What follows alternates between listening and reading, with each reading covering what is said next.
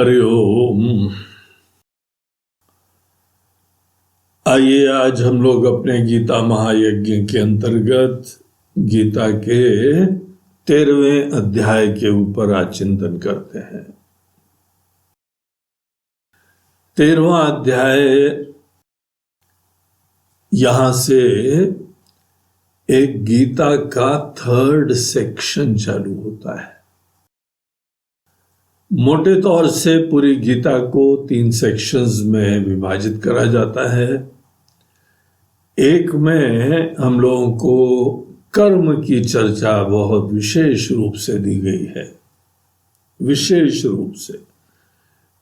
दूसरों में भी दी गई है, लेकिन बहुत ही विशेष हाईलाइट करते हुए फोकस करा गया है 1st से 6th चैप्टर तक।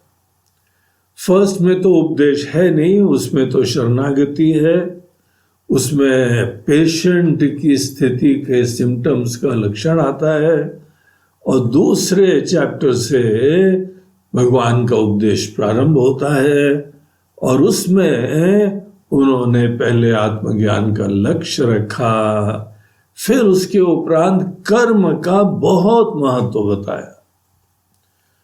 और अल्टीमेटली हमारा गोल क्या होता है, एक मैन ऑफ परफेक्शन कौन होता है, स्वस्थ व्यक्ति, सिद्ध व्यक्ति कौन होता है, सफल व्यक्ति कौन होता है, उसका वहां चित्रण दिया हमको।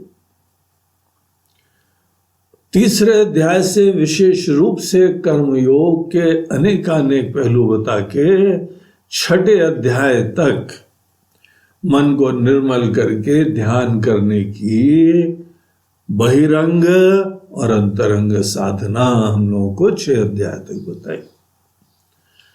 7वें अध्याय से एक दूसरा सेक्शन चालू हुआ। बोलते हैं कि अपनी तरफ, अपने कर्म, अपनी भावना, ये सब आप देखते आए हैं, इनको सुंदर करते आए हैं, अब ईश्वर के ऊपर ध्यान मोड़ो। तो 7वें से ईश्वर का परिचय मिला, और 12वें तक अनेकानेक ईश्वर की वंदना के तरीके हमको प्राप्त हुए, जिसके अंदर 10वें अध्याय में अनेकों दुनिया की ग्लोरीज देखते हुए ईश्वर का स्मरण करने की प्रेरणा दी गई, और 11वें में पूरे विश्व को ही भगवान का रूप दिखाया। जैसे हमारा और आपका रूप है ना, वैसे दुनिया भगवान का रूप है। कई उपनिषदों में तो भगवान का विराट स्वरूप ही दुनिया दिखाते हैं। पृथ्वी चरण है, अंतरिक्ष उनका सर है, सूर्य चंद्रमा उनकी आंखें हैं, पवन जो है उनकी सांसें हैं। इस तरीके से पूरे ब्रह्मांड को ईश्वर का शरीर दिखाया। विश्व रूप में कुछ ऐसी बात हमको बताते हुए भगवान ने अर्जुन को कुछ समय के लिए ऐसी दिव्य दृष्टि दी कि हर चीज के पीछे ईश्वर का अस्तित्व वो देख पा रहा था। और उस सेक्शन का समापन पर्यवसान होता है भक्ति योग में। अर्जुन के मन में भगवान की भक्ति की प्राप्ति की बड़ी उत्कंठा उत्पन्न होती है, और उसने एक बड़ा महत्वपूर्ण प्रश्न पूछा कि भगवान व्यक्त रूप की उपासना करनी चाहिए कि अव्यक्त रूप की, साकार की निराकार, दृष्ट की अदृष्ट, बाहरी किसी रूप या अपने हृदय में अंतर्यामी की तरीके से, आत्मा की तरीके से विद्यमान भगवान का ही अस्तित्व। किस चीज के ऊपर हम अपना ध्यान मोड़ें, किसके ऊपर महत्व दें। देखिए, भक्ति जो है महत्व देने की ही प्रक्रिया होती है। हम लोग जो है जब किसी को महत्व देते हैं तभी उसके प्रति भावना जगती है। जिसके प्रति भावना है उसको अपने जीवन में महत्व दिया। जैसे हम देखते हैं यहाँ पे अनेकानेक लोग जो है वो ये पूरे ज्ञान यज्ञ का प्रायोजन कर रहे हैं, स्पॉन्सरशिप कर रहे हैं, और अनेकों लोग अपने किसी प्रियजनों के स्मृति में ये कार्यक्रम आयोजित कर रहे हैं। तो कोई माता, कोई पिता, कोई पति, कोई पत्नी, कोई अपने संतान, किसी न किसी जो प्रिय लोग हैं उनके प्रति आप याद करते हुए उनके प्रति ये सेवा दे रहे हैं। ये बहुत बढ़िया बात है।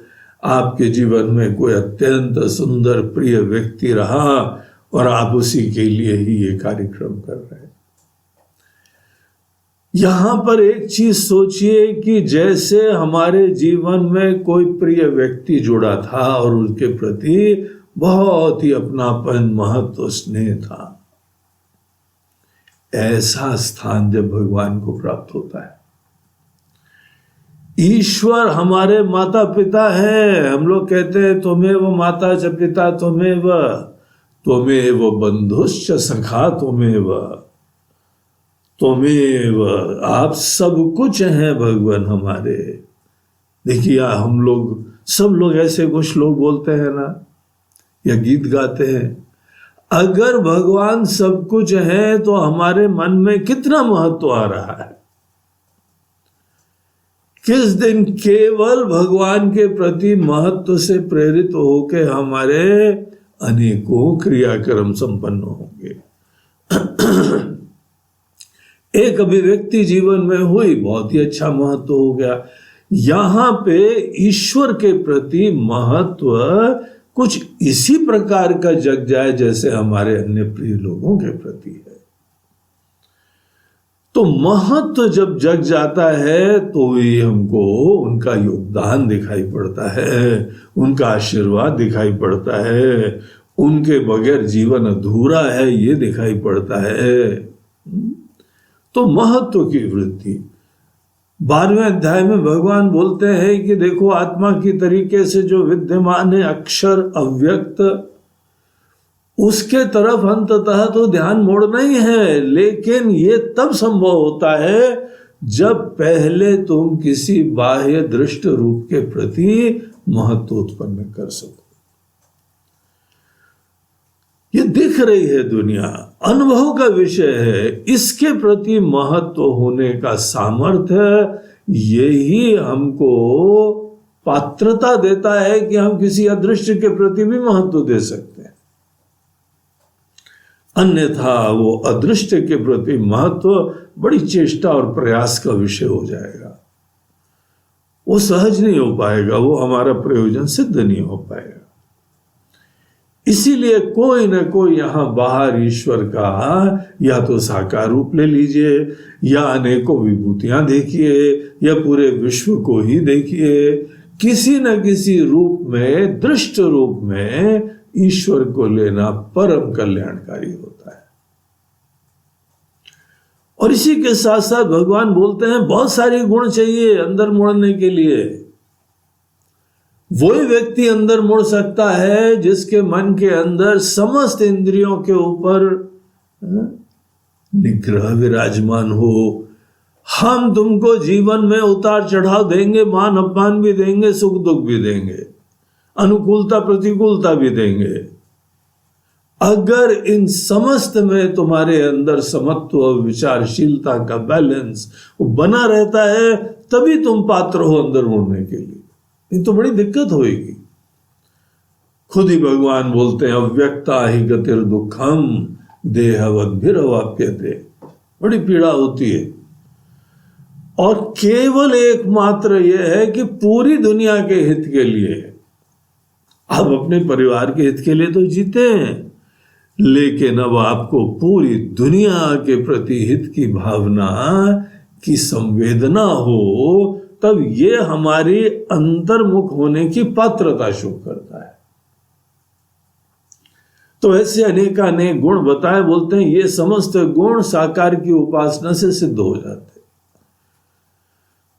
आपके अंदर फोकस का, डेडिकेशन का, ईश्वर के किसी दृष्ट रूप को देख के हो जाता है सामर्थ्य, और साथ ही साथ ये सब गुण भी आने लगते हैं। इस तरीके से ये अत्यंत महत्वपूर्ण 12वां अध्याय में भक्ति योग के हम लोगों ने रहस्य देखे। अब आइए 13वें अध्याय में प्रवेश करते हैं। 13वें अध्याय का नाम है क्षेत्र क्षेत्रज्ञ विभाग योग। यहां से जैसे हमने बताया एक थर्ड सेक्शन चालू होता है जहां पे हमको और सूक्ष्म विवेक करना चाहिए। भक्ति का अपना बड़ा रस होता है, भक्ति में बड़ी सुंदर अनुभूति होती है, लेकिन ये रसानुभूति ऑब्जेक्टिव नहीं होता। अच्छा लग रहा है। एक सज्जन यहाँ आश्रम में आए, हमने जाते समय पूछा, क्यों भाई आपका आश्रम का स्टे कैसा रहा? बोलते गुरु जी बड़ा अच्छा लगा। अनेकों लोगों से प्रवचन के बारे में पूछते हैं और उनका फीडबैक भी आता है, बहुत अच्छा लग रहा है। तो उससे खुशी की बात है, आपको अच्छा लग रहा है। अगर अच्छा लग रहा है तभी आप इन्वॉल्व होंगे और गहराई में जाएंगे। लेकिन यहाँ पे एक चीज हम जो प्रसंगवशात पॉइंट आउट करना चाहते हैं, भक्ति में भी हमको अच्छा लगता है। कोई प्रिय लोग हों, उनकी सेवा प्रेम और सान्निध्य देके अच्छा लगता है। यहाँ भजन में, गुणगान गाने में, स्तुति करने में, बरसती हुई कृपा देखने में अच्छा लगता है ना? ये जो अच्छा लगता है ये हमारे मन के अंदर सुखद अनुभूति होती है। एक यहाँ पे जीव है, एक ईगो है, एक इंडिविजुअल है जिसको कुछ प्रस्तुति हो रही है, परिस्थिति आ रही है जहां पे अच्छा लग रहा है। देखिए, हमको अच्छा लगता रहे, सीधी भाषा में कहा जाता है हम की संतुष्टि हो रही है, ईगो का फुलफिलमेंट हो रहा है। अगर हम जीवन में वही कार्य करते रहेंगे सतत जो हमको अच्छा लग रहा है, तो हम ईगो को भी बनाए हुए हैं और उसको संतुष्ट करते रहते हैं। यद्यपि हमको आनंद आएगा और आपको भक्ति के द्वारा एक ऐसा माध्यम प्राप्त हो जाएगा कि बाहर की किसी परिस्थिति की अपेक्षा नहीं है, आपको तो भी अच्छा लगेगा। ईश्वर के दर्शन मात्र से आनंद आएगा और पूरी दुनिया भगवान है तो आपको वो अच्छा लगेगा।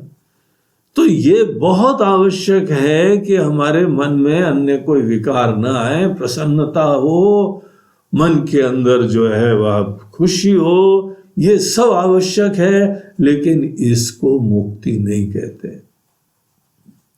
जहां भी पराधीनता विराजमान है, पराधीनता में कभी सुख नहीं होता है।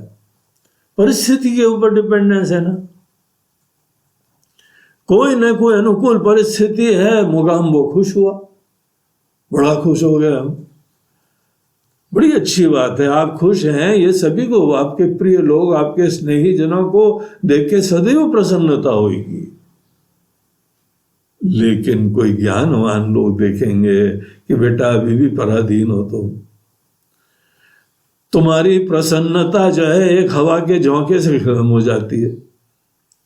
किसी की चेहरे की मुद्रा से तुम्हारी प्रसन्नता खत्म हो जाती, इतनी फ्रेजाइल है। उसने ये बोला, उसने ये नहीं बोला, अरे किसी ने क्या बोला नहीं बोला, इससे तुम्हारी प्रसन्नता क्यों खत्म हो? यही प्रॉब्लम होती है डिपेंडेंस में। किसी परिस्थिति, अनुकूल परिस्थिति के वजह से हम सुखी हैं, इसमें कोई बहुत बड़ी बात नहीं है। ज्यादा बड़ा रहस्य यह है कि आप अंततः इस अपनी छोटी सी अस्मिता से परे देख पाए।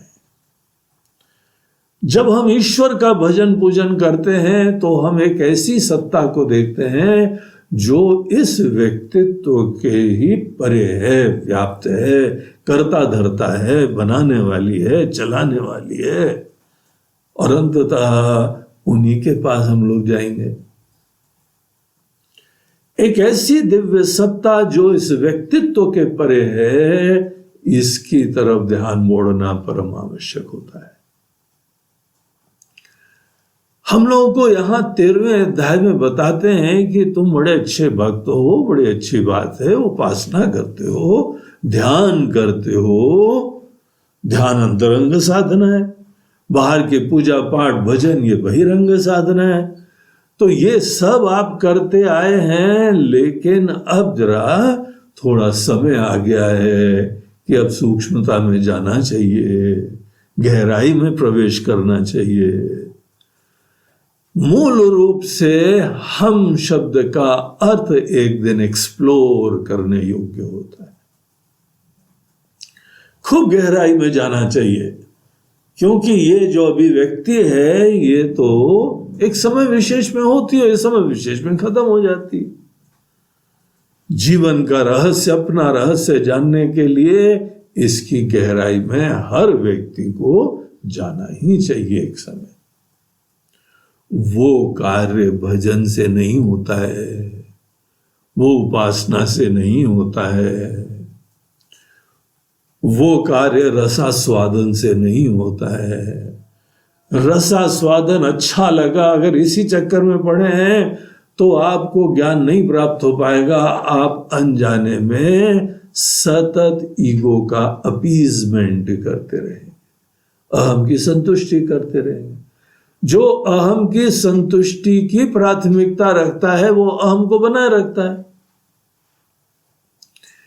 इसीलिए आपको अच्छा लगे इस पड़ाव के ऊपर पहुंचना आवश्यक है, लेकिन इस पड़ाव पे पहुंचने के उपरांत किसको अच्छा लगता है, किसको नहीं अच्छा लगता है, ये सब विचार करके इस जीव के और गहराई में विचार करना चाहिए। जो व्यक्ति अपने ही अहम की गहराई में जाना चाहे वो भगवान की भी गहराई में जाता है। दोनों एक ही तत्व है अंततः अभी नहीं है। अभी पूरे दुनिया के मालिक हैं, हम नहीं है दुनिया के मालिक। हमने नई दुनिया बनाई है ना, हम चला रहे हैं। तो इस समय जीव अलग है, ईश्वर अलग है। हमको दोनों की गहराई में जाने की आवश्यकता है, जरूरत है। तो ये अध्याय उसी के लिए प्रारंभ होता है। बहुत ही महत्वपूर्ण अध्याय है, बड़ा विवेक प्रधान अध्याय है, विचार प्रधान अध्याय से बहुत बढ़िया विचार के मसाले मिलते हैं। तो इसके अंदर जैसा नाम है क्षेत्र क्षेत्रज्ञ विभाग योग, एक ऐसा यहां पे हमको योग का तरीका बता रहे हैं जहां वे क्षेत्र और क्षेत्रज्ञ क्या है ये दो वर्ड इंट्रोड्यूस कर रहे हैं और उसको खुद ही डिफाइन करते हैं। इस अध्याय का प्रारंभ जो है वो सामान्यतः जितने प्राचीन ग्रंथ हैं उसमें होता है इदम शरीरम कौन्तेय श्लोक से, लेकिन आप लोगों के पास गीता है, उसमें हो सकता है कि कुछ गीताओं में प्रारंभ प्रकृतिम च पुरुषम चैव एक ऐसे श्लोक से प्रारंभ हो रहा है। जो पुरानी टीका भाष्य आदि हैं उनमें वो श्लोक नहीं मिलता है। ये बाद में किसी आचार्य लोगों ने एक श्लोक को जोड़ा है ऐसा लगता है, और इसके बाद गीता के श्लोक 701 हो जाते हैं। अन्यथा हर जगह आप सुनेंगे कि गीता में 700 श्लोक हैं। तो हम लोग जो हैं वो उसी श्लोक से प्रारंभ करेंगे जहां पे सब प्राचीन आचार्य लोगों ने अपनी भाष्य अपनी टीकाएं जहां से प्रारंभ करी। तो वो कहते हैं कि भगवान खुद अपनी तरफ से श्री गणेश करते हैं और ये बताते हैं कि अर्जुन तुमको क्षेत्र और क्षेत्रज्ञ का विवेक देना है। तो क्षेत्र क्या है? क्षेत्र शब्द हम लोग सामान्यतः यूज करते हैं फील्ड के लिए, जैसे जो है किसान का क्षेत्र है, किसान की खेती है, तो उसके लिए क्षेत्र वो होता है जहां पे फसल बोई जाती है, जहां पे फसल काटी जाती है, जहां पे मेहनत करके फल प्राप्त होते हैं, वो सब चीजों का जो आधार है वो क्षेत्र है। तो हम लोगों के लिए कौन सा क्षेत्र है? यही शरीर। हमको जब मनुष्य शरीर प्राप्त हुआ तभी हम कर्म कर पा रहे हैं। कोई भी क्षेत्र में सेवाएं दे पा रहे हैं, अनेकों रिश्ते नाते हम उत्पन्न कर पा रहे हैं। हमारे पूरे जीवन का आधार यही मनुष्य शरीर है। तो ये शरीर को ही यहां पे भगवान बोलते हैं कि इसी को अर्जुन तुम क्षेत्र की तरह जानो।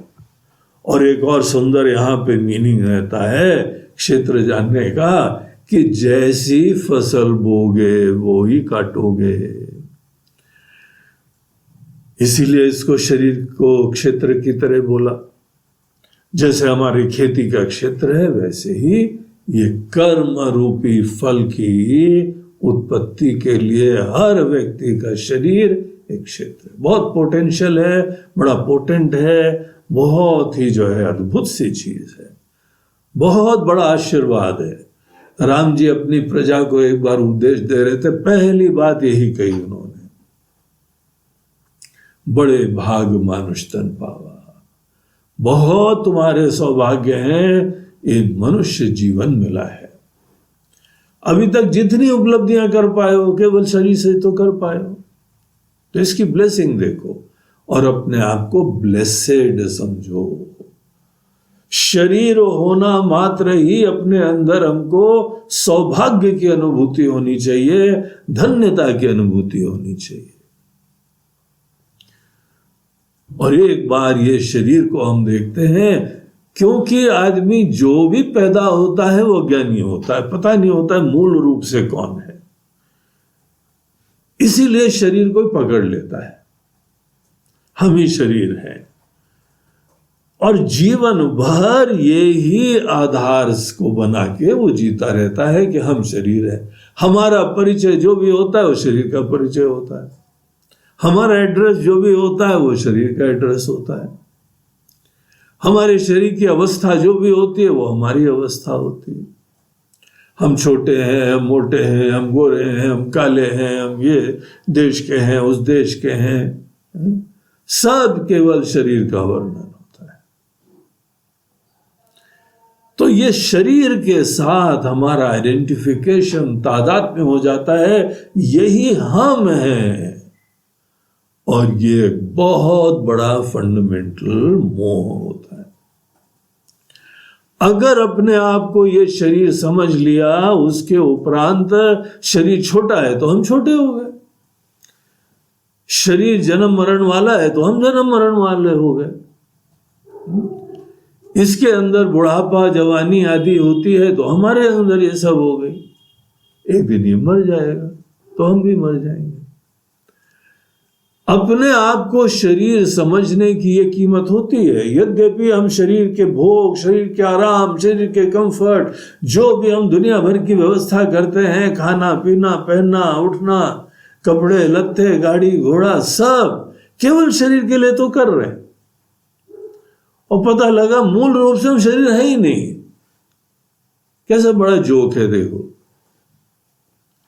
ये नहीं है कि शरीर की देखभाल नहीं करनी, बहुत धन्यता से करनी चाहिए। जैसे मंदिर की आप जो है वो व्यवस्था करते हैं, वैसे इसकी भी करनी चाहिए। जैसे बाहर हमारी गाड़ी होती है, वैसे इस गाड़ी को भी ध्यान देना चाहिए। लेकिन गाड़ी को ध्यान देना, हम गाड़ी नहीं है। हमारी गाड़ी बहुत बढ़िया है, बहुत ही अच्छी टेक्नोलॉजी है, बड़ी सुंदर है, बड़ी काम की है, हमको यहाँ से वहाँ ले जाती है, सब बढ़िया है, लेकिन हम गाड़ी नहीं है। दुनिया में मेजॉरिटी सब लोग अपने आप को गाड़ी समझ के जीते हैं। व्यवहारिक दृष्टिकोण से ठीक है, चलो यहाँ पे आधार हो सकता है सबके आइडेंटिटी का, लेकिन व्यवहार के लिए आइडेंटिटी रखना एक चीज है, अपने अंदर अपनी मूल आइडेंटिटी भी इसको बना लेना, ये तो बहुत बड़ी ट्रेजेडी हो जाती। तो ये जो शरीर है, इसको मात्र क्षेत्र की तरह देखा जा रहा है। यहां पे ही हम अपनी फसलें उगाएंगे और फसलें काटेंगे। आज जो हमने पाप पुण्य जमा करे हैं, जो अनेकों वासनाएं संचित करी हैं, जो काम क्रोध हमने उत्पन्न करे हैं, जितने विकार उत्पन्न करे हैं, या ज्ञान और भक्ति उत्पन्न करी है, सबका आधार यही हमारा शरीर है। तो इसीलिए इसकी आशीर्वाद तो बहुत है। देखो तो क्या इक्विपमेंट है, सुपर कंप्यूटर है ये। हर व्यक्ति अपने कंधे के ऊपर एक पोर्टेबल सुपर कंप्यूटर धारण करके घूमता है। उसको पता नहीं है क्या बेशकीमती चीज हमको मिली हुई है। हमारा प्रॉब्लम है कि हम ऑपरेट नहीं कर पाते हैं। हर कंप्यूटर साइंटिस्ट के लिए मनुष्य का मन अल्टीमेट जो है आइडियल है।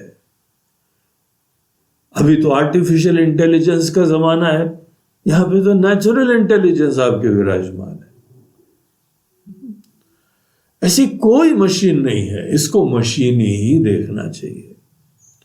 इसको कर्म का क्षेत्र देखो।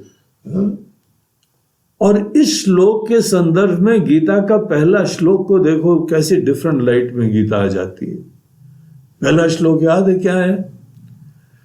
धर्म क्षेत्रे कुरुक्षेत्रे, संजय को पूछ रहा था धृतराष्ट्र कि हे संजय, ये जो धर्म क्षेत्र कुरुक्षेत्र है, यहाँ पे हमारे लोग और वो पराये लोग मिलके क्या करा इन्होंने।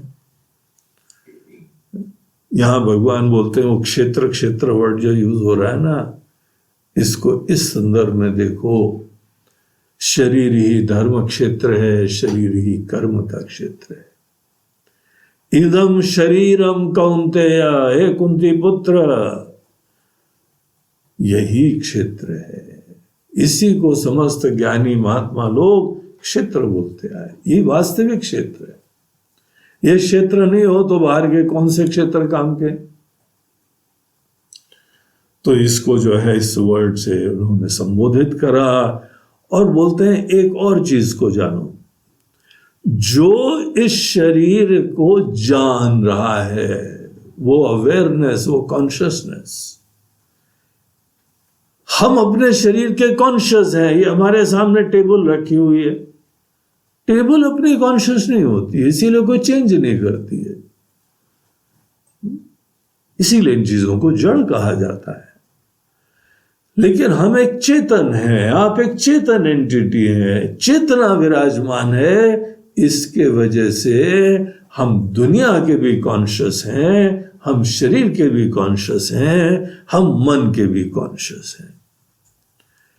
तो भगवान बोलते हैं एतद यो वेत्ति, इसको जो जान रहा है, क्षेत्रज्ञमिति तद्विदः प्राहुः। इन सब विषयों के जो ज्ञाता लोग हैं, तद्विदः, इन चीजों के जो एक्सपर्ट्स हैं, उन लोगों ने इसको इस वर्ड से संबोधित करा है कि जो जानने वाला है उसको चलिए क्षेत्रज्ञ नाम देते हैं। क्षेत्र को जानने वाला, उसके लिए और कोई दूसरा वर्ड यूज नहीं कर सकते, क्योंकि वो ऑब्जेक्ट की तरह से नहीं है। जो ऑब्जेक्ट की तरह होता है उसके लिए शब्द आसानी से यूज होता है। जो विषय की तरह से होता ही नहीं है, उसके लिए वर्ड एक रिलेटिव वर्ड यूज करा जाता है। क्षेत्र को जानने वाला, तो क्षेत्रज्ञ। और ये क्षेत्रज्ञ कौन है प्रभु? बोलते हैं क्षेत्रज्ञम चापि माम विद्धि सर्व क्षेत्रेषु भारत। जितने भी दुनिया में क्षेत्र हैं, उन सब क्षेत्रों में, क्षेत्र अलग अलग हैं लेकिन जानने वाला सब में एक ही है। वो चेतना, वो कॉन्शियसनेस, वो अवेयरनेस जिसके वजह से हम जानते हैं। सर्व क्षेत्रेषु, समस्त क्षेत्रों में जो क्षेत्र को प्रकाशित कर रहा है वो एक ही चेतना है। और भगवान बोलते हैं वो हम है। सोच लो हम तुम्हारे कितना निकट हैं। सदैव तुमको शरीर हमारे ही कृपा से दिखाई पड़ रहा है। ये चेतना के वजह से ही शरीर देख रहे हैं, तो भी हमको तुम सोच रहे हो कि भगवान अलग है। ये अज्ञान की दो आलम है। हमको पता नहीं था, हमको नहीं पता था, इसके वजह से देखो अपने प्रियतम से वंचित हो गए और किसी न किसी शरीर को ही अपना प्रिय मान लेते हैं और उसके फिर पकड़ते हैं या बाद में उसके से वंचित हो जाते हैं, बिछोड़ गए। तो देखो किसको परमात्मा बोलते हैं? जो इस क्षेत्र को जान रहा है। क्षेत्रज्ञ क्षेत्र यो ज्ञानम। भगवान बोलते हैं अर्जुन, ये जो क्षेत्र के बारे में बहुत और गहराई से समझना, इसका पोटेंशियल, इसके लिमिटेशन, अनेक चीजें, इसका आयाम, इसमें क्या क्या आता है, सब चीजें क्षेत्र के बारे में जानो और क्षेत्रज्ञ के बारे में जानो। ये जाना जा सकता है और ये अवश्य जानना चाहिए। यहां भगवान बोलते हैं ये ही ज्ञान काम का है। आजकल हमारे ज्ञान के चक्कर में केवल आदमी को एक धंधा मात्र के लिए सक्षम बनाया जाता है। रोटी पानी चल जाएगा, तुम किसी फील्ड में प्रोफेशनल बन जाओ तो तुम्हारी दाल रोटी चल जाएगी। दाल रोटी के लिए ही हमारी एजुकेशन है, ये कटु सत्य है। शिक्षाविद लोग जो आजकल इस पे चर्चा कर रहे हैं, अभी नई एजुकेशन पॉलिसी में एक डिफरेंट आयाम जोड़ा। बोलते धीमे धीमे टोटल पर्सनालिटी का विकास होना चाहिए, अन्यथा हमारी शिक्षा मात्र काम चलाना। वास्तविक शिक्षा यथार्थ में जगना होता है और सबसे पहले तो अपनी वास्तविकता, सतत जो हमारे शरीर मन आदि को, हमारी दुनिया को, हमारे कर्म के क्षेत्र को, हमारे प्रियजनों को जो प्रकाशित कर रहा है, उसके बारे में हमको रहस्य पता होना चाहिए। और जो चीज जान रहे हैं उसका टोटल डायमेंशन क्या क्या है, उसमें क्या क्या कुछ आता है। तो ये भगवान का देखिए बहुत बड़ा स्टेटमेंट है, क्षेत्रज्ञ क्षेत्रज्ञ यो ज्ञानम। जो ये ज्ञान है, यत्तत् ज्ञानम मतम मम, ये हमारा मत है अर्जुन, यही ज्ञान है, यही काम का ज्ञान है, यही वास्तविक ज्ञान।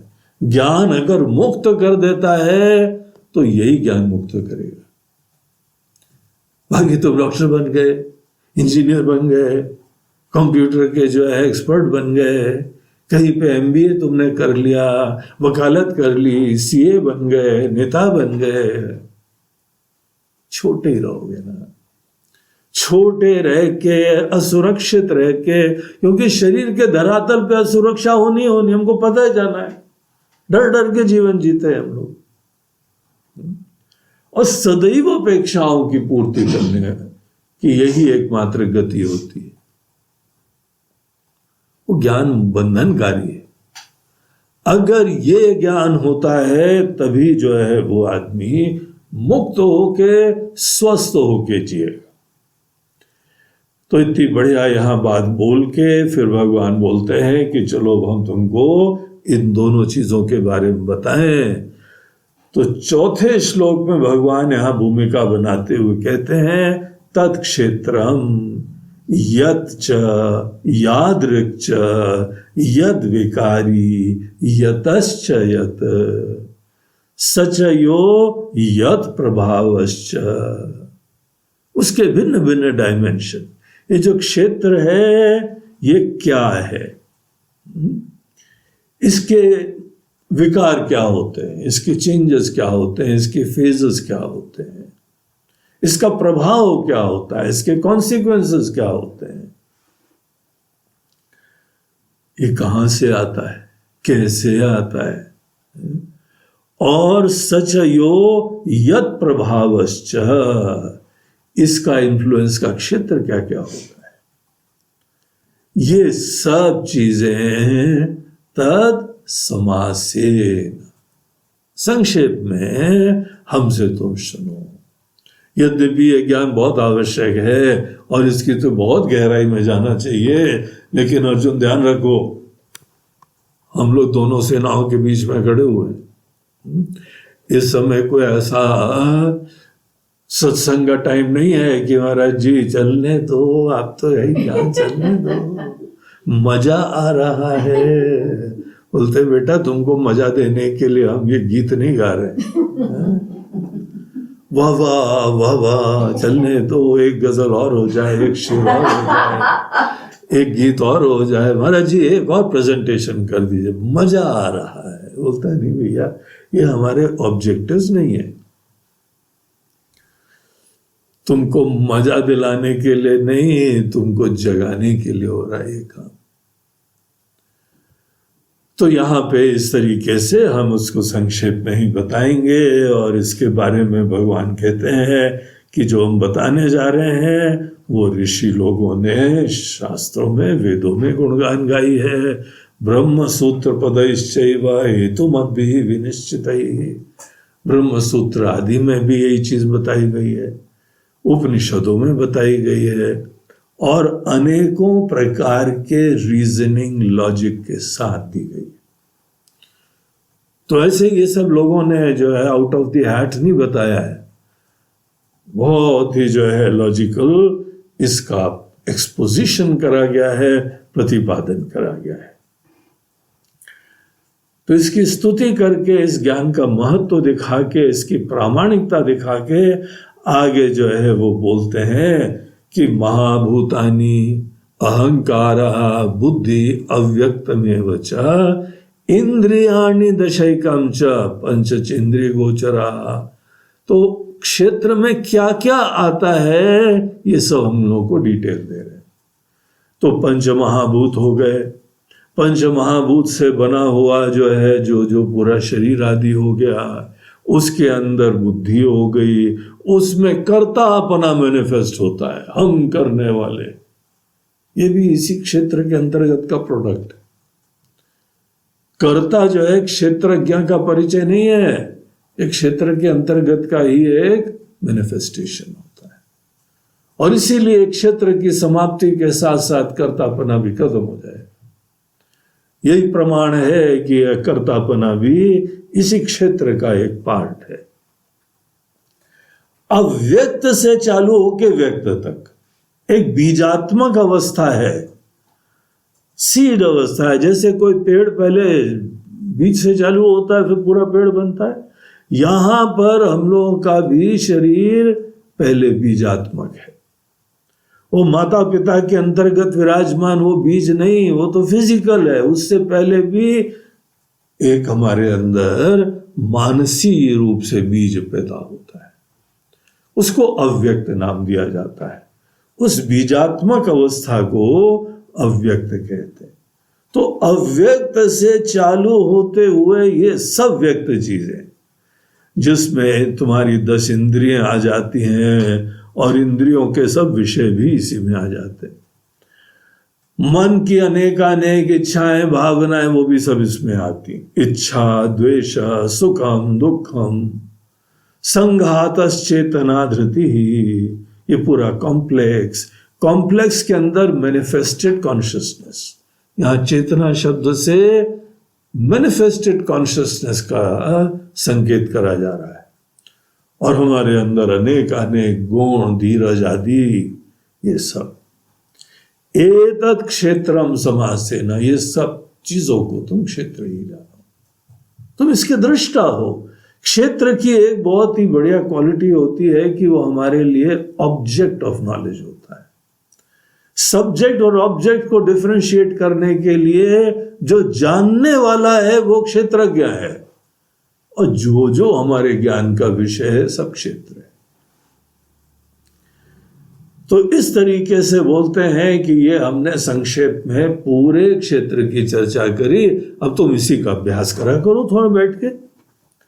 जो तुम्हारे ज्ञान का विषय है, हमको अच्छा लगा, हमको अच्छा नहीं लगा, मुगाम्बो खुश हो गया, इस समय हम दुखी हो गए, और उस दुष्ट ने क्या बात कह दी, देखो हमारा जीवन नरक कर दिया।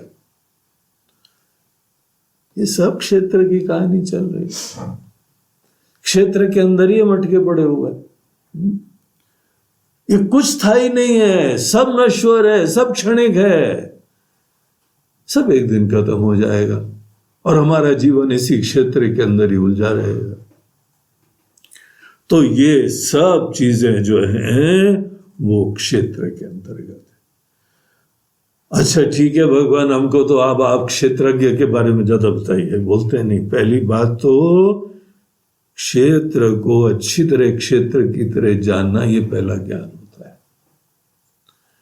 हमारा प्रॉब्लम ये होता है क्षेत्र को हम ज्यादा महत्व देने लगते हैं। क्षेत्र को क्षेत्र की तरह जानने का परिणाम यह होता है कि इसको अत्यधिक महत्व देना समाप्त हो जाता है। ऑब्जेक्टिवली देख पाते हैं, ऑब्जेक्ट्स को हम ऑब्जेक्टिवली देख पाए, इंक्लूडिंग आपका सुख दुख, इंक्लूडिंग आपका मान अपमान, इंक्लूडिंग आपका जवानी बुढ़ापा। जैसे पिक्चर में आप किसी भी सीन को देखते हैं, वैसे इन सब चीजों को हम ऐसे ऑब्जेक्टिवली देख पाए।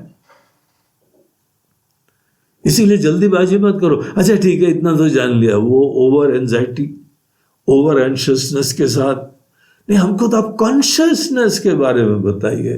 बोलते बताने को तो तुमने 50 बार सुना हुआ है। ये सोचो,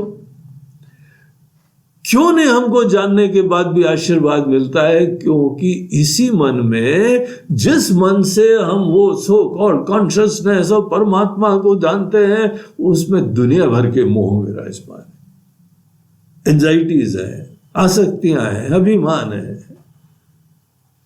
और वो सब काहे के लिए हैं? क्षेत्र को क्षेत्र न जानने के कारण।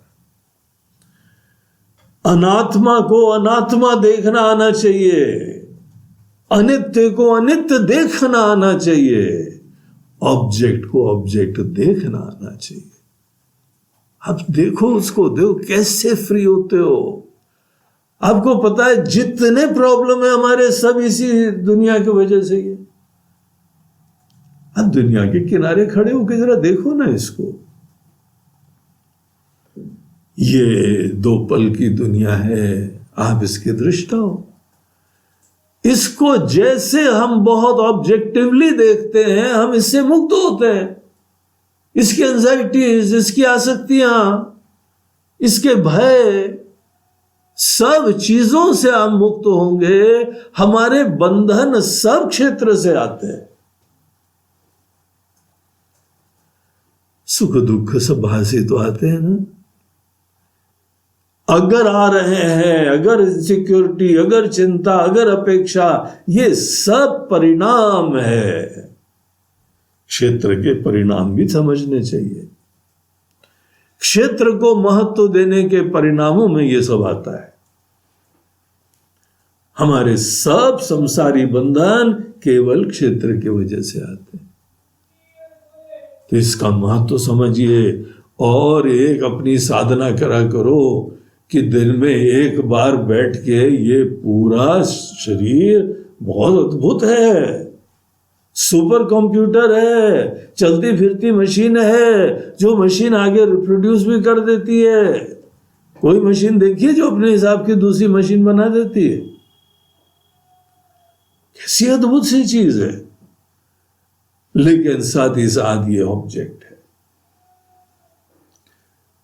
इतना डाइजेस्ट करना होता है, इतना जीना होता है, व्यवहार में दैनंदिन जीना होता है। इसको हर समय पहली अवेयरनेस ये होनी पड़ती है, ये सब एक ऑब्जेक्ट से दृष्ट चीजें है और हम इसके दृष्टा है। दृष्टा क्या है? जो आदमी जल्दीबाजी करता है और इसी चक्कर में यहां के विकार खत्म नहीं करता है, उसी को दृष्टा का रहस्य नहीं पता लगता। तो उस क्षेत्रज्ञ के रहस्य बताने से पूर्व भगवान यहां हमको अनेकों कुछ क्वालिटीज बताते हैं। बोलते हैं ये क्वालिटीज जो व्यक्ति अपने मन में लाता है, वो व्यक्ति ऑब्जेक्ट को ऑब्जेक्ट देखने लगा है और सब्जेक्ट को सब्जेक्ट जानने का पात्र होने लगा। 20 क्वालिटीज यहां बताते हैं। इधर जो है 8वें श्लोक से चालू करते हुए 12वें श्लोक तक, ये श्लोक याद कर लो, अपने दिल में रख लो। यहां पे इन क्वालिटीज की चर्चा करके भगवान बोलते हैं कि अर्जुन, ये जो हमने तुमको बताया है ना, एतद् ज्ञानमिति प्रोक्तम, ये देखने का अंदाज, ये तुम्हारे मन की क्वालिटीज, इसको ही हम ज्ञान की संज्ञा देंगे, तुमको ज्ञान की ब्लेसिंग मिलना चालू हो जाएगी। और इससे अगर विपरीत चीजें, ये क्वालिटीज नहीं आती हैं, तो तुम्हारे अंदर अभी विवेक नहीं जगा है। और आगे तुम कितना भी बोलते रहो, सिम सिम खुल जा सिम सिम, नहीं खुलता है।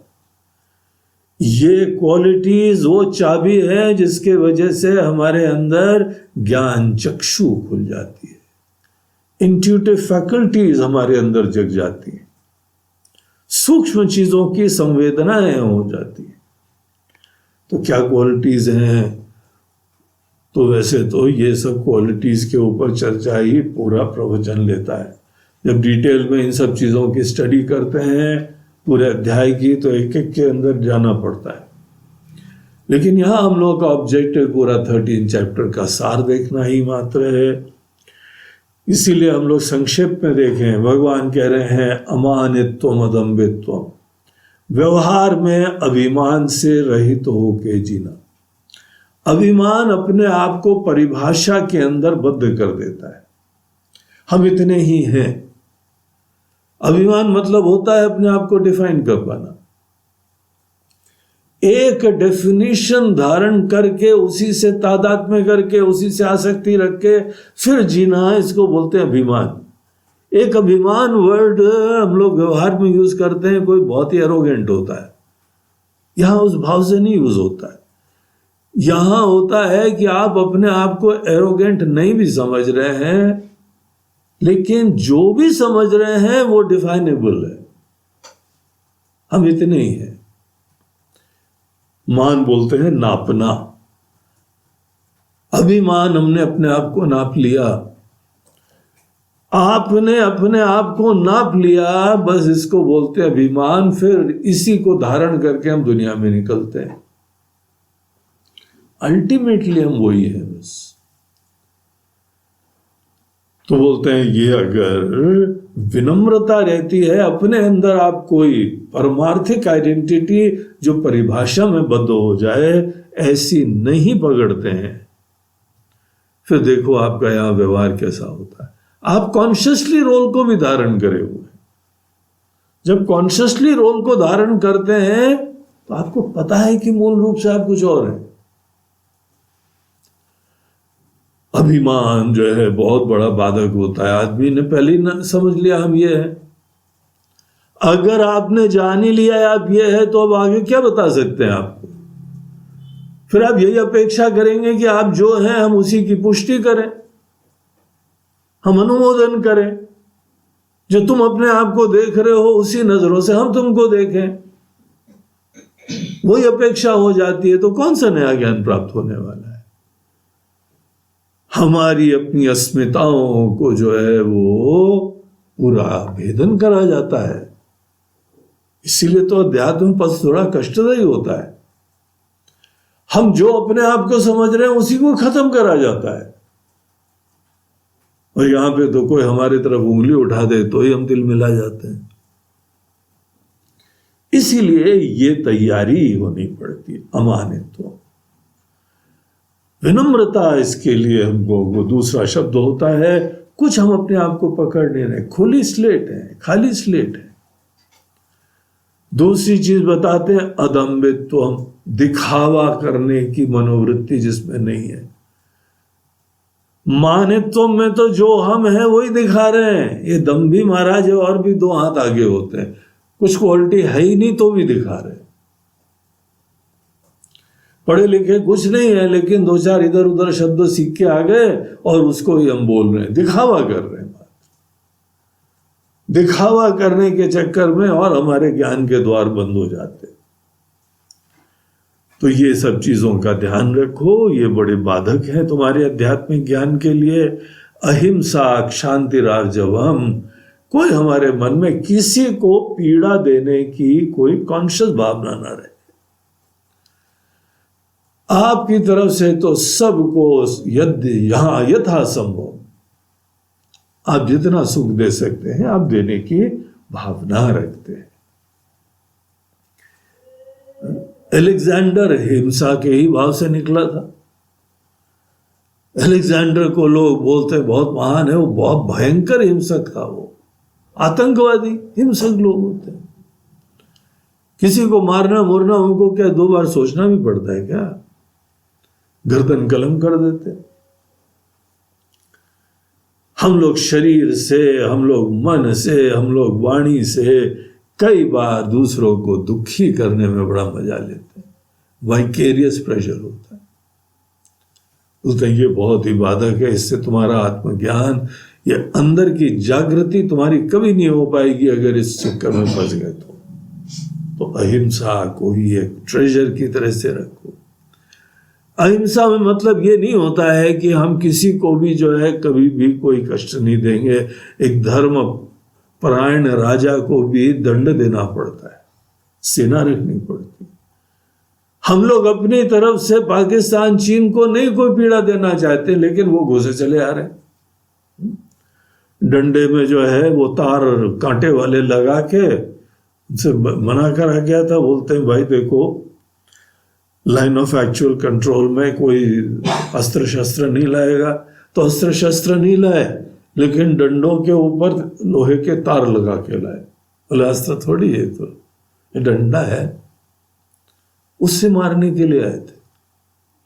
वो पिट के गए वो अलग बात है, लेकिन हिंसा की वृत्ति देखो। हिंसा आदमी किसी भी धरातल पर अगर करने लगे, और जब किसी के ऊपर हम डोमिनेट करते हैं ना, किसी को परास्त कर देते हैं, तो उसे बड़ा मजा आता है। ये सब हिंसक लोगों के सुख होते हैं। बुल फाइट में बुल को जो है वहां भाले मार मार के और बड़ा सब लोग मजा ले रहे हैं। ये सब हिंसक मनोवृत्ति के लोग, शिकार करने वाले लोग, हिंसक मनोवृत्ति के लोग। जो हिंसा की मनोवृत्ति से युक्त होते हैं उनके अंदर ये सब द्वार नहीं खुल पाएंगे। अहिंसा शांति, शांति बोलते हैं मन के अंदर क्षमा की भावना को।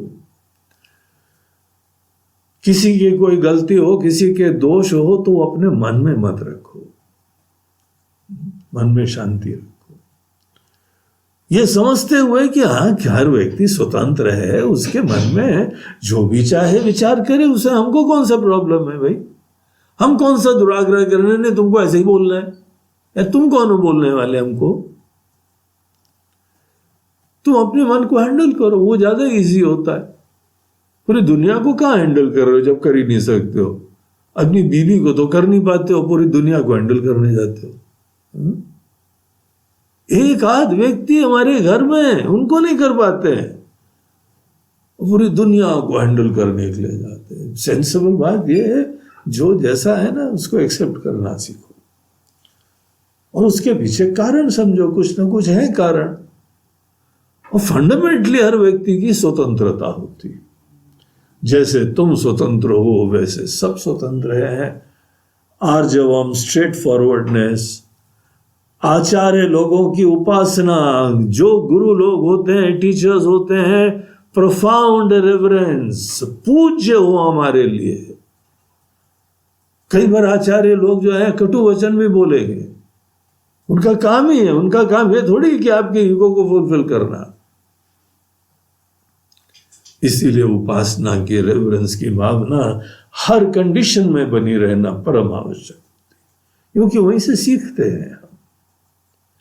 शौचम, शुद्धि, स्थैर्य, आत्म विनिग्रह, अंदर की स्थिरता, अपने शरीर, इंद्रिय, मन के ऊपर निग्रह होना, कंट्रोल होना, इंद्रियों के जो भी विषय हैं उनके प्रति राग से प्रवृत्त ना होना, आवश्यकता से प्रवृत्त होना, अगर बाहर की चीजों से अटैचमेंट हो गया तो डिपेंडेंस हो जाएगी, और उसी से तो डिपेंडेंस हम अटैचमेंट करेंगे जिसको परम सत्य समझ रहे हैं।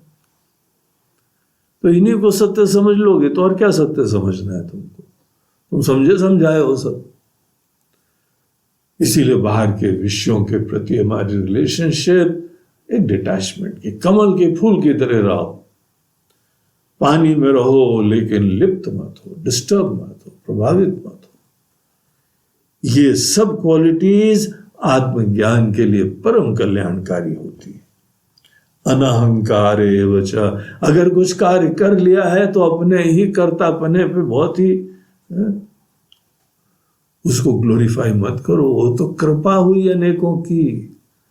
तुम कोई काम कर पाए हो उसमें बहुत लोगों की कृपा है, क्यों अपनी पीठ ठोक रहे हो?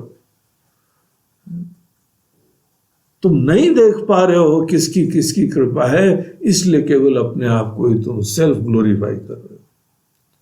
अहंकार ऐसा ही बेवकूफी की चीज होती है। आगे जो है वो बताते हुए कहते हैं, जन्म मृत्यु जरा व्याधि दुख दोषानुदर्शनम। कुछ चीजों में लिमिटेशंस की अवेयरनेस सदैव होनी चाहिए। जन्म मृत्यु जरा व्याधि दुख दोषानुदर्शनम। जन्म में भी पीड़ाएं होती है, देखो जन्म में ब्लेसिंग भी होती है लेकिन पीड़ा भी तो होती है। प्रसव पीड़ा होती है, जन्म की पीड़ा। बच्चा रोता हुआ इसीलिए तो आता है, ये थोड़ी बड़ा हंसता हुआ आता है, क्योंकि प्रसव की पीड़ा है। जन्म मृत्यु, यहां से जाने का समय है।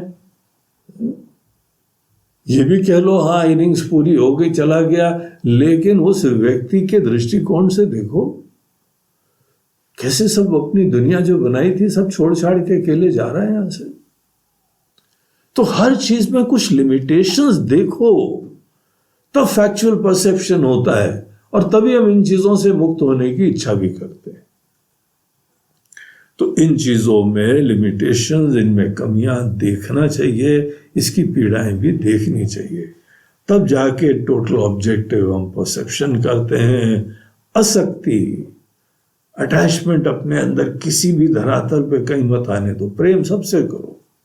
अटैचमेंट डिपेंडेंस होता है, प्रेम किसी की खुशी के लिए काम होता है। हम लोग इन दोनों में मिक्स कर देते हैं।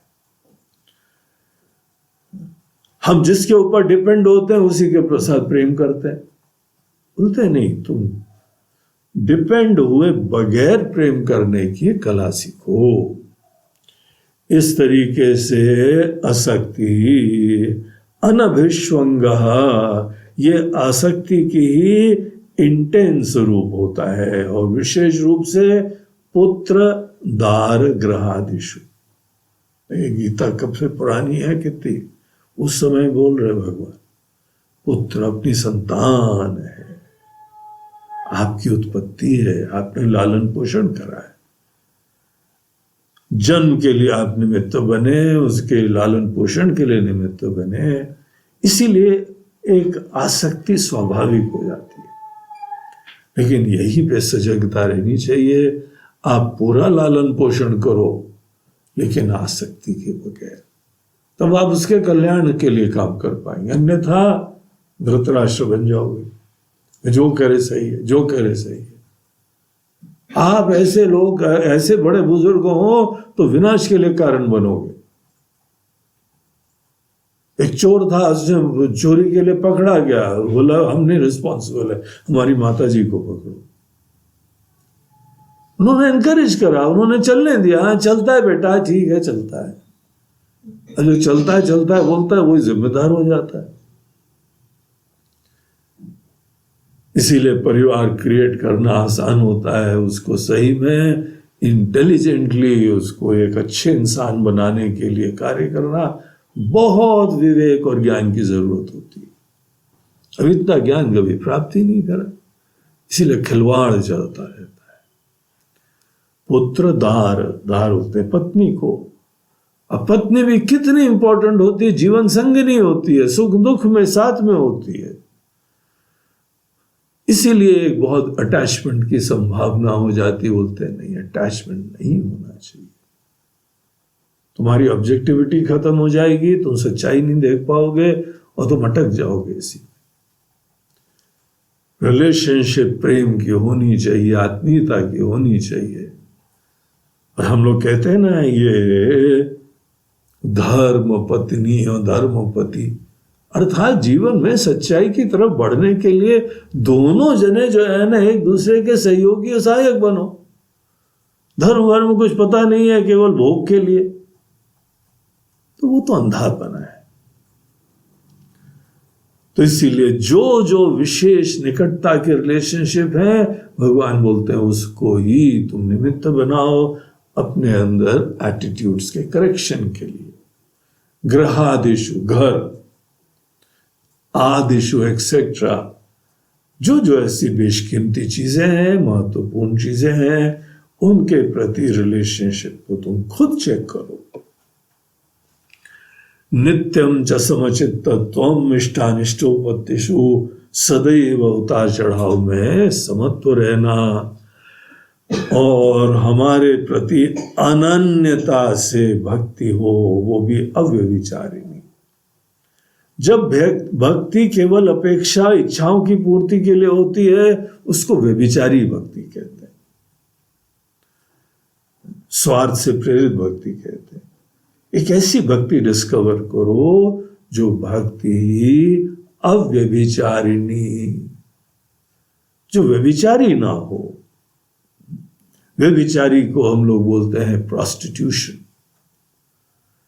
तो जैसे कोई प्रोस्टिट्यूट होती है, वो स्वार्थ के लिए ही प्रेम करती है, स्वार्थ के लिए संबंध रखती है, इसीलिए उसको जो है वह ऐसे निम्न दृष्टि से देखा जाता है। ये वो पवित्र रिश्ता नहीं है, स्वार्थ का रिश्ता है। उसको हमसे मतलब नहीं है, उसको अपने भोग से मतलब। भगवान के साथ भी कई लोग केवल मतलबी भक्त होते हैं, बोलते नहीं, वो चीज को हटाओ, सदैव भगवान से मांगने का चक्कर मत रखो। जो इतनी कृपाएं बरसाई हैं भगवान ने, उनका स्मरण करके प्रणाम करो, धन्यवाद करो, तब अव्यभिचारी भक्ति का जन्म होता है। और एक चीज और आगे बताते हैं, एकांत में रहना सीखो। विविक्त देश सेवित्वम, सबके साथ सदैव मत रहो, अपने साथ रहना सीखो थोड़ी देर। और अपने साथ मतलब ये नहीं, आजकल तो एक और बवाल हो गया मोबाइल अकेले में। जब भी अपने साथ हो तो निकल आइए महाराज, इधर उधर जो है वो म्यूजिक सुनने लगे, गाना सुनने लगे, न्यूज सुनने लगे, सोशल मीडिया में। कभी तो जो है इस चीज को फुल स्टॉप करो। हम लोगों ने आश्रम में जो है नियम बना रखा है कि इंटरनेट एक समय पूरा बंद कर दिया जाएगा। उससे काम नहीं बना हमारा, क्योंकि आजकल नेट इतना सस्ता हो गया है कि बाहर का नेट बंद कर दो तो मोबाइल में नेट आ जाता है। लेकिन हमको खुद सेल्फ डिसिप्लिन रखना पड़ेगा, बंद, अब कुछ नहीं। मोबाइल एक खिड़की है जो बाहर की दुनिया में हम झांकते रहते हैं। अगर बाहर ही झांकते रहोगे, कब अंदर देखोगे? अपने से परिचय कब मिलेगा? तो विविक्त देश सेवित्वम बोलते हैं, जहां एकांतवास में एक अच्छा लगना। अरतिर जन संस्कृति, सदैव भीड़ में रहने की रुचि ना हो। ये एस्केप के तरीके हैं, अपने आप से एस्केप के तरीके होते हैं। तो यहाँ पे फिर आगे फाइनली अंतिम लाइन में बोलते हैं, अध्यात्म ज्ञान नित्यत्वम, सदैव जो भी आत्मा का ज्ञान होता है उससे जुड़े रहो किसी न किसी तरीके से। किसी ग्रंथ के अध्ययन, किसी ग्रंथ का पठन, गहराई से ध्यान, इसको एक अपने जीवन का पार्ट एंड पार्सल बनाओ। तत्व ज्ञानार्थ दर्शनम, और तत्व के ज्ञान के गहराई के अर्थ, सूक्ष्म अर्थ जानने की कोशिशें करो। और इसी के लिए गुरु के पास जाना होता है। अब अनेकों लोग जो है ना वो नहीं आते हैं, क्यों नहीं आते हैं? क्योंकि गहराई में जाने का रुचि नहीं। थोड़ा बहुत उनको यहाँ पे मिला, बोला हाँ भाई कैसा रहा, मजा आ गया महाराज जी, मजा आ गया। अरे यार तुमको मजा ही आता रहता है, हमारे इरादे कुछ और थे। तुम्हारे ईगो को खत्म करके तुम्हारी दूसरी दुनिया दिखाने के थे, और तुम इसी ईगो के धरातल पे खड़े होके बस ये भी मजा आने लगा। तो बोलते हैं ऐसा नहीं, हमको सूक्ष्म अर्थ जानने के मन में प्रेरणाएं होनी चाहिए। इस तरीके से एतद् ज्ञानमिति प्रोक्तम, ये सब ज्ञान बताया गया है, इसकी क्वालिटीज हैं जो तुमको पात्र बनाती है। आगे भगवान हमको बोलते हैं कि हम तुमको गोल बताते हैं, गेयम क्या है, अल्टीमेट वो तत्व क्या है, गेयम यत् तत् प्रवक्ष्यामि, फाइनली क्या जानने योग्य होता है। वो सेक्शन चालू करते हुए 13वें श्लोक से बताते हैं कि यज् ज्ञात्वा अमृतम अश्नुते, इसको जान के ही अमृतत्व की प्राप्ति हो जाएगी। तो एक ऐसा तत्व है जो अनादिमत परम ब्रह्म, वो पर ब्रह्म अनादिमत है, जिसका आदि नहीं होता है कुछ। एक्सप्लोर करो, ये इंसानों ने समझा है, देखा है, जग गए हैं, और भगवान जीव को ही बोल रहे हैं तुम जगो बेटा, इसको तुम जग सकते हो। अनादिमत परम ब्रह्म, वो पर ब्रह्म अनादि होता है। जो जो चीजों का आदि होता है उसको अपने दिमाग से किनारे करते चले जाओ। मात्र परसेप्शन नहीं, महत्व भी खत्म करते जाओ। महत्व से किसी चीज को पकड़ते हैं। जो जो आदिवान चीजें हैं सब चीजों को किनारे साइड लाइन करो। जो समस्त जन्म मरणवान वाली चीजें किनारे हो जाती हैं तो वहां पे अवशिष्ट बचता है अनादि, जिसका कोई आदि नहीं हुआ। कारणभूत तत्व है, वो एक्सप्लोर करके ध्यान करके ही अंदर जाया जाता है। न सत न असत उच्यते, और उसका लक्षण तुमको बताते हैं, उसको सत असत नहीं कह सकते। सत असत नहीं कह सकते मतलब सत वस्तु एग्जिस्टिंग चीज को जैसे तुम ऑब्जेक्टिफाई करके देख पाते हो ऐसे नहीं देख पाओगे। और अनेकों चीजें जो अभी हैं चली जाएंगी। जो दृष्ट चीजें हैं उन्हीं के लिए बोलते हैं अस्थि, और जो अभी दृष्ट है कल नहीं रहेगा उसको बोलेंगे नास्ति। ये अस्ति नास्ति है या ना है, ये सत है या असत है, ये सब दृष्ट चीजों के लिए प्रयोग होता है। भगवान धीमे से बताते हैं कि ना वो दृष्ट है ना दृष्ट है। ये बाहर की दुनिया के लिए तुम वर्ड यूज करते रहते हो, इससे वो डिफरेंट है। और संकेत समझने वालों के लिए यही काफी है। वो सबके हृदय में आत्मा चेतना की तरह विराजमान है, सब्जेक्ट की तरह विराजमान है। हम बाहर की चीजों को ही ऐसे लेबलिंग करने के चक्कर में भूल ही जाते हैं कि हम भी हैं। हम चेतना की तरह से विराजमान है, हम सब्जेक्ट की तरह विराजमान है। ये कॉन्शियसनेस की बात हो रही है, जो सबके हृदय में चेतना और जीवन तत्व है, उसकी तरफ मोड़ने की बात कर रहे हैं। और इसके बारे में बताते हुए कहते हैं यही हर जगह जितने हाथ हैं जितने पैर हैं सब उसी के माध्यम से ही वही अभिव्यक्त कर रहा है, उसी के हैं जैसे मानो। हर जगह सर्वतः श्रुतिमान लोके सर्वमावृत्य तिष्ठति, ये सबको व्याप्त करके यही खड़ा है। सभी इंद्रियों से ये अभिव्यक्त हो रहा है, लेकिन खुद इंद्रियों के सब लिमिटेशन से फ्री है। ये सबको धारण कर रहा है तो भी सबसे अलिप्त है। जैसे पिक्चर का पर्दा, पूरी पिक्चर उसी के वजह से देख पा रहे हैं, लेकिन तो भी वो पर्दा देखो कैसे अनासक्त है। जगत का जो अधिष्ठान है, जो आधारभूत तत्व है, सब अनुभूतियां उसी के वजह से हो पा रही है, लेकिन वो अनटेंटेड है, अलिप्त है। असक्तम सर्वभृच्चैव निर्गुणम गुणभोक्तृ च, वो अपने आप में सब गुणों को धारण कर रहा है, लेकिन खुद स्फटिक की तरीके से कोई रंग से लिप्त नहीं हुआ है। बहिरंतश्च भूतानाम अचरम चरम एव च सूक्ष्मत्वात् तदविज्ञेयम दूरस्थम चान्तिके च तत्, अत्यंत सूक्ष्म, निकट से निकट भी वही है, दूर से दूर भी वही है। समस्त प्राणियों में यद्यपि व्याप्त हो रहा है, लेकिन वो अनफ्रैगमेंटेड है, वो अखंडित है। इसी को ही संकेत करते हुए गुरु स्तोत्र में कहते हैं अखंड मंडलाकारम व्याप्तम ये न चराचरम तत्पदम दर्शितम ये न तस्मै श्री गुरुवे नमः।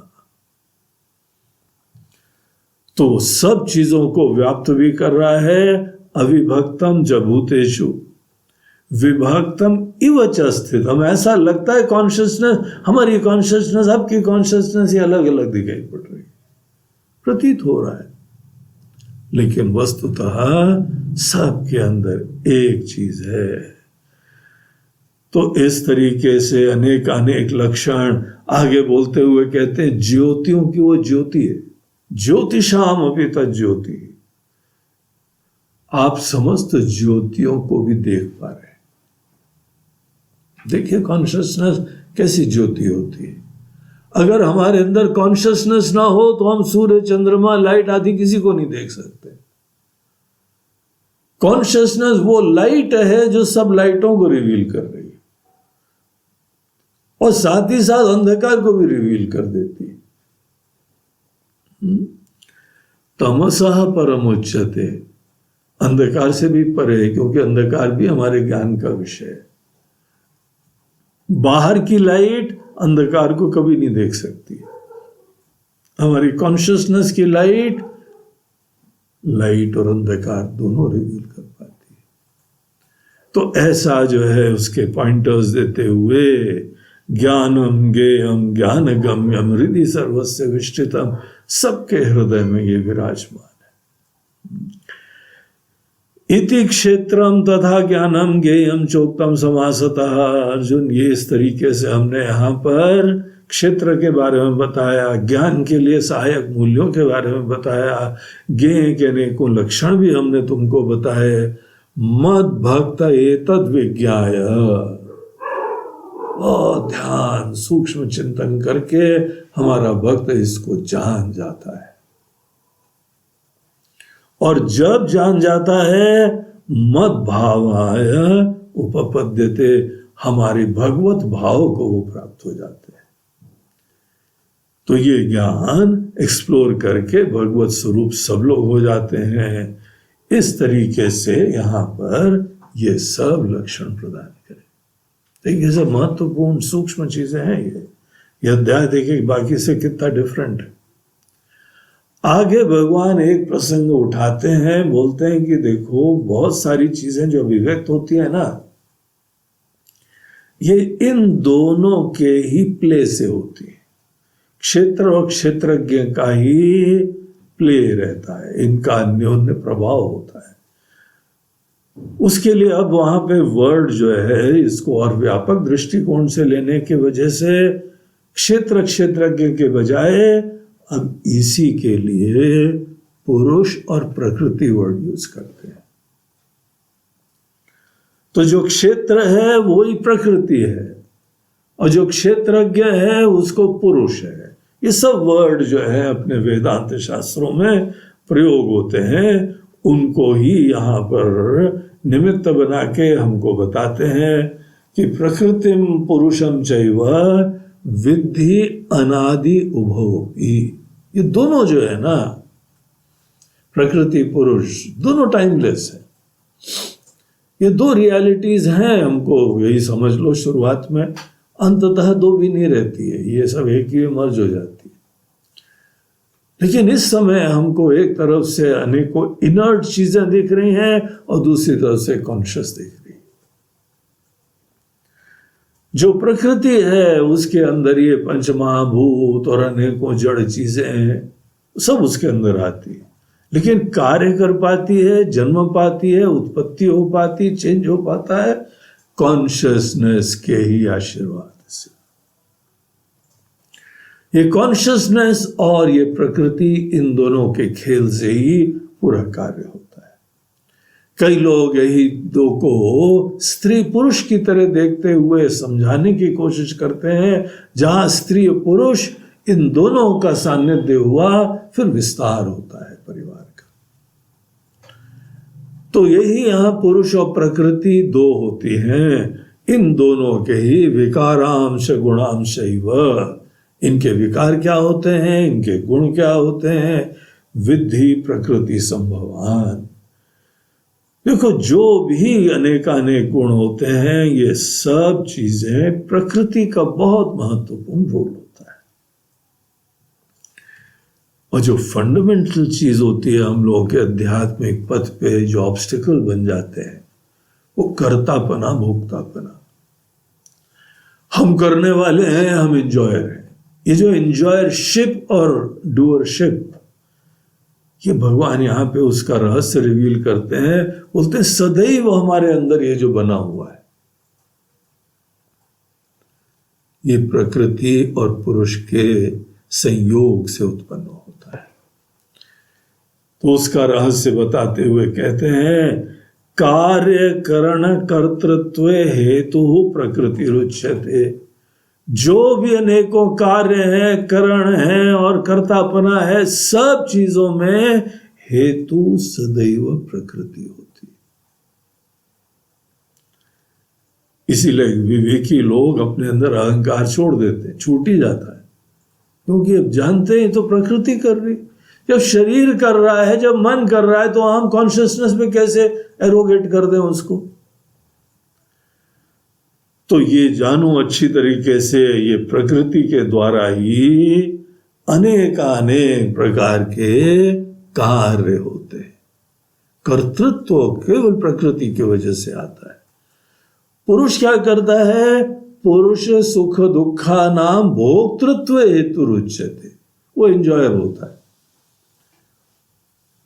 लेकिन वो भी एंजॉयर जिसके अंदर अविवेक है, जिसने पुरुष को वास्तविक रूप में समझा नहीं है, अपने आप को इनकम्प्लीट जान रहा है, तभी उसी समय भोक्तापना का जन्म होता है। इनफैक्ट प्रकृति के साथ आइडेंटिफाई करने के बाद ही, देखिए यहां पे भगवान क्या कहते हैं, पुरुषः प्रकृतिस्थो ही भुंक्ते प्रकृति जान गुणान। जब पुरुष प्रकृतिस्थ हो जाता है, जब कॉन्शियसनेस शरीर आदि से आइडेंटिफाई करती है, तब जाके इंजॉयरशिप का जन्म होता है, नॉट अदरवाइज। इंजॉयरशिप दिखाता है कि हम जो भी हैं इनकम्प्लीट हैं, तभी तो और आनंद की प्राप्ति की उत्कंठा होती है। तो ये केवल इसके चक्कर में होता है, जिस समय हम शरीर आदि से आइडेंटिफाई करते हैं, पुरुष को पुरुष, प्रकृति को प्रकृति एज इट इज नहीं देख पाते, क्षेत्र क्षेत्रज्ञ को एज इट इज नहीं देख पाते। इन दोनों का संग ही समस्त सद असद योनि में जन्म मरण का चक्कर होता है। तो उस पुरुष की तरफ ध्यान मोड़ो, प्रकृति से डिटैच हो और इसी परम पुरुष के ऊपर चिंतन करो, मेडिटेशन करो, ध्यान करो। पहले ज्ञान होता है, फिर ध्यान होता है। बगैर ज्ञान के कोई ध्यान नहीं हो पाता है। ध्यान में किसी की तरफ ध्यान मोड़ना पड़ता है। किस तरफ ध्यान मोड़ोगे? ध्यान केवल थॉटलेसनेस को तो बोलते नहीं है। 6th चैप्टर में भगवान ने पूरे ध्यान योग में बताया है, ध्यान का ऑब्जेक्टिव आत्मज्ञान होता है। ध्यान का ऑब्जेक्टिव थॉटलेसनेस नहीं होता है। ये बौद्ध दर्शन का हम लोगों के वहां प्रभाव है, जहां पे थॉटलेसनेस को मेडिटेशन कहा जाता है, या बड़े भाव विभोर हो जाने को मेडिटेशन कहते हैं। न भाव विभोर होने को मेडिटेशन कहते हैं, न ही अपने अंदर थॉटलेसनेस को मेडिटेशन कहते हैं। मेडिटेशन कहते हैं कौन थॉटलेस हो रहा है, किसको थॉट्स आ रही हैं, हम कौन है, क्यों हमको ये सब चीजों की जरूरत पड़ रही है। मैं की वास्तविकता को एक्सप्लोर करना, उसमें जगना, ये वस्तुतः मेडिटेशन का प्रयोजन होता है। उसके लिए हमको यहाँ अनेकों पॉइंटर्स देते हैं 23वें श्लोक में। उपदृष्टा अनुमंता च भर्ता भोक्ता महेश्वरः परमात्मा इति च अपि उक्तः देहेस्मिन् पुरुषः परः। इसी देह के अंदर यहाँ पे परमात्मा विराजमान है अर्जुन। तुम्हारे अंदर पुरुष की वास्तविकता को जब तुम जानोगे तभी यहाँ पे परमात्मा का दर्शन होता है, और जानोगे तब जाके भजन करोगे। जिसको हम जान ही रहे उसका भजन भी क्या करेंगे। तो इस ज्ञान में ही भजन भी जाके सफल और सार्थक होता है। तो इस तरीके से जो हमको जानता है, इस तरीके पुरुष और प्रकृति को, या एवं वेत्ति पुरुषम प्रकृतिम च गुणैः सह, जो भी जानता है सर्वथा वर्तमानोपि न स भूयो विजायते, वैसे टाइमलेस अवस्था में जग जाता है। नॉन डुअलिटी में ही टाइमलेसनेस होता है, अद्वैत में ही कालातीत अवस्था होती है। तो वो अद्वैत की अवस्था में जग जाता है, और उसके लिए तुमको ये विवेक अच्छी तरह प्राप्त करके फिर ध्यान आदि का आश्रय लेना चाहिए। यहां पे उसके लिए बोलते हैं तुम आज अगर पात्र हो ध्यान के तो ध्यान करो, अगर तुमको विवेक प्राप्त करने भी जरूरत है तो उसमें ध्यान दो, या अगर विवेक में भी तुम्हारा सामर्थ्य, चित्त को समाहित होकर बैठने का नहीं सामर्थ्य है, बोलते फिर कर्म योग करो, और अनेकों वो भी नहीं आता है तो उपासना करो, भजन करो किसी न किसी रूप में। तो इस तरीके से अनेकानेक साधनाएं अल्टीमेटली सब इसी गोल के लिए होती हैं। तो ये यहाँ पर इस रहस्य को रिवील करते हैं। क्षेत्र क्षेत्रज्ञ संयोगात, जो कुछ भी जन्म होता है तुम्हारे मन की खुशी गम या बाहर की चीजें, सब इसी का प्ले चल रहा है, क्षेत्र क्षेत्रज्ञ के संयोग का। प्रकृति पुरुष आइडेंटिफाई करके ही ये पूरा खेल क्रिएट करते हैं। अब ये खेल देखो, इसमें इशू नहीं है, बस उसके पीछे रहस्य जानो। बल्ब और बिजली मिलके ही लाइट क्रिएट करते हैं, बिजली और कहीं पे हीटर मिलके गर्मी उत्पन्न करते हैं। ये सब देखो, लेकिन उसके पीछे के रहस्य जानो। तो ये बात यहां बता के बोलते हैं ऐसे लोग हमको हर जगह देख पाते हैं, हर जगह कोई भी कार्यकलाप हो, सब चीजों के अंदर हमको देख पाते हैं। यः पश्यति तथात्मानम अकर्तारम स पश्यति, सब चीजों के कार्यकलापों के पीछे एक अकर्ता शांत पूर्ण दिव्य सत्ता, जिसकी सन्निधि में ये सब कार्य चलते रहते हैं। ये जीवन के यथार्थ में जगना होता है। तो अनेकों इस प्रकार के अपने लक्षण बताए, और जो विवेकी होता है, विवेकी लोगों के, ज्ञानी लोगों के इस अध्याय के अंत में अनेकानेक लक्षण बताते हैं। अनादित्वात् निर्गुणत्वात् परमात्मायम् अव्ययः शरीरस्थोपि कौन्तेय न करोति न लिप्यते। आत्मा को देखो तो तुमको आसक्ति छोड़नी नहीं पड़ती है, तुमको दिखाई पड़ता है तुम आसक्त तो हो ही नहीं। किसी अनेकों आइडेंटिटी के लेवल पे फिर आसक्ति होती है, ईगो के लेवल पे होती है। आत्मा को देखो तो आसक्ति का संभावना ही नहीं होती, सदैव अलिप्त असंग बने रहते हो, पूर्ण होते हो। तो यहां पे जैसे एक सूर्य सबको प्रकाशित करता रहता है, वैसे ही आत्मा सबको प्रकाशित करती रहती, आशीर्वाद की वर्षा हो रही है। ऐसे अपने आप को देखो। क्षेत्रम क्षेत्री तथा कृष्णम प्रकाशयति भारत, सब चीजों को यही चेतना रिवील कर देती है। फाइनल 35वें श्लोक में यहां बोलते हुए भगवान कहते हैं क्षेत्र क्षेत्रज्ञ यो एवं। इस तरीके से क्षेत्र और क्षेत्रज्ञ का, मैं की वास्तविकता और मैं की फैकल्टीज का,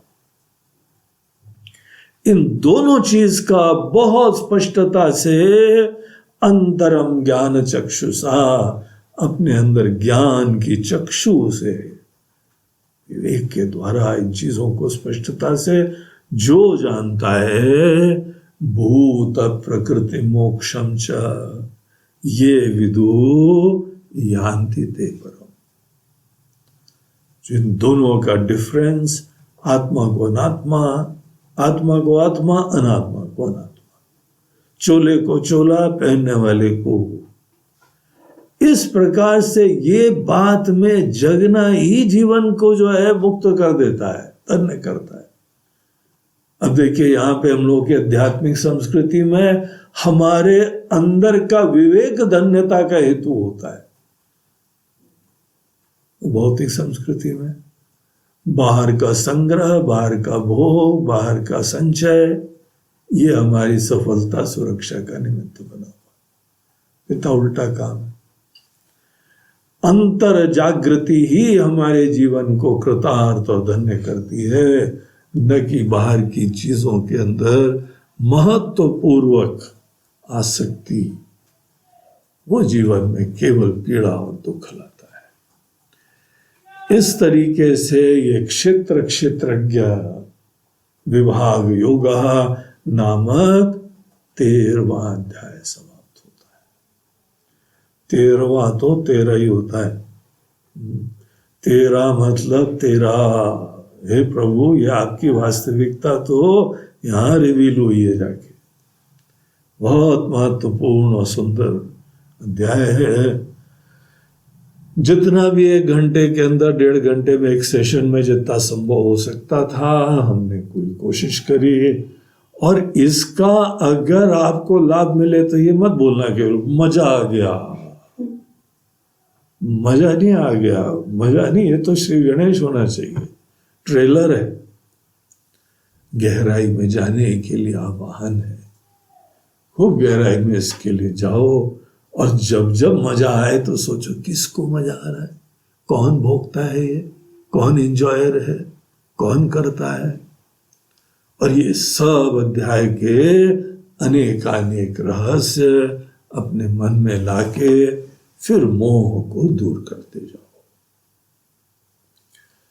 तो ये था 13वां अध्याय, और यहाँ पे समाप्त करते हैं। ओम तत्सत। बोलो गोपाल कृष्ण भगवान की जय। आज के हम लोग के कार्यक्रम के 3 प्रायोजक हैं। पहले श्री विनोद कुमार अरोरा जी और उनके सुपुत्र मयंक अरोरा। उन्होंने, विनोद जी की पत्नी थी रजनी अरोरा, उनका जो है देहावसान शीघ्र हो गया था, बड़ी धर्मनिष्ठ। उन्हीं के वजह से सब आश्रम से जुड़े। बाकी सब उनके प्रति श्रद्धा रखते थे, इसीलिए खिंचते चले आए। लेकिन असली वही जो है वो धूरी थी, बड़ी सेवा भावी थी, बड़ी भक्त थी, बड़ी निष्ठावान थी।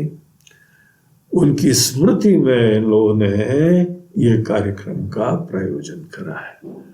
आप लोगों को और दिवंगत आत्मा को बहुत बहुत हमारी शुभकामनाएं और आशीर्वाद। दूसरे प्रायोजक आज हैं रेखा और प्रदीप शर्मा। ये भी बहुत ही निष्ठावान, बड़े प्यारे भक्त लोग हैं, जो सतत उपलब्ध रहते हैं। उनके जीवन के अभिन्न अंग देखते हैं, आश्रम को हर कार्य में उपलब्ध हो जाते हैं।